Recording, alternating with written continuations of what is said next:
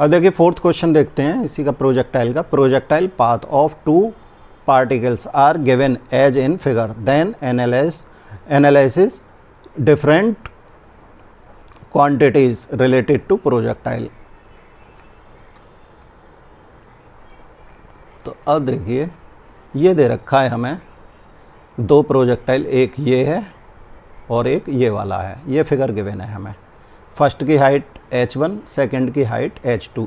इसमें कह रहा है h1 और h2 सेम है, रेंज डिफरेंस है, दोनों की रेंज अलग अलग है दोनों की। ये r1 यहाँ तक और यहाँ से यहाँ तक ये r2। ये वेलोसिटी पहले वाले के लिए ये है u1 और दूसरे वाले के लिए u2। ux इक्वल टू होता है u cos theta, uy u sin theta और ay होता है g। ठीक है, h मैक्स होता है ये ux uy की फॉर्म में, ये टाइम ऑफ फ्लाइट ये होता है और रेंज होती है ये। तो ये ध्यान रखें कि फॉर्मूला थीटा और ux uy ay की फॉर्म में ज़रूर याद रखें। तो हमें ये दे रखा है। अब देखिए उसने क्वेश्चन में कहा है या फिगर से क्लियर हो रहा है कि h max in first equal to h max in second.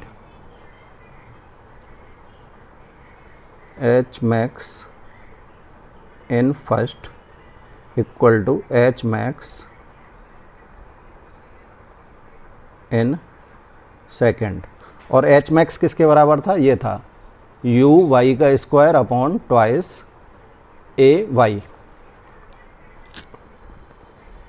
तो इसको मैं लिख सकता हूँ u y1 का स्क्वायर फर्स्ट में अपॉन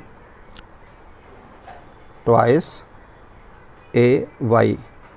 ये तो सेम रहेगा, g है ये, तो u y2 का square upon twice a y। तो इससे ये कैंसिल हो जाएगा। क्या आ गया? u y1 का square equal to u y2 का स्क्वायर। तो यहाँ हमारा ये निकल के आया कि u y1 equal to u y2। एक रिलेशन तो ये निकल के आ गया, u y1 equals to u y2। अब देखिए आगे करते हैं। फ्रॉम फिगर में क्या दे रखा है? r1 और r2 डिफरेंट हैं और r2 ज़्यादा है, तो r2 ग्रेटर देन r1।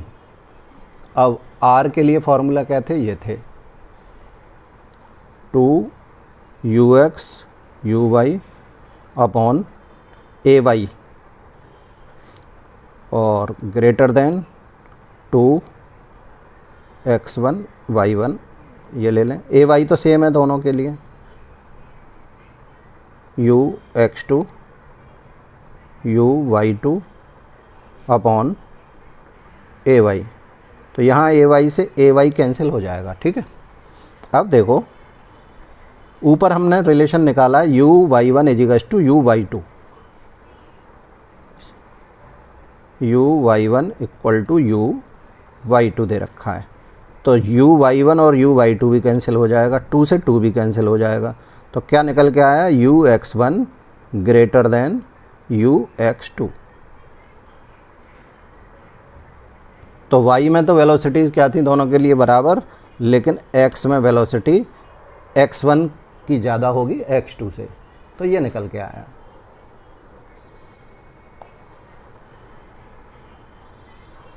तो इस तरह से हम इस क्वेश्चन को करेंगे। नेक्स्ट वीडियो में क्वेश्चन नंबर 5 देखेंगे जो रेंज से रिलेटेड है।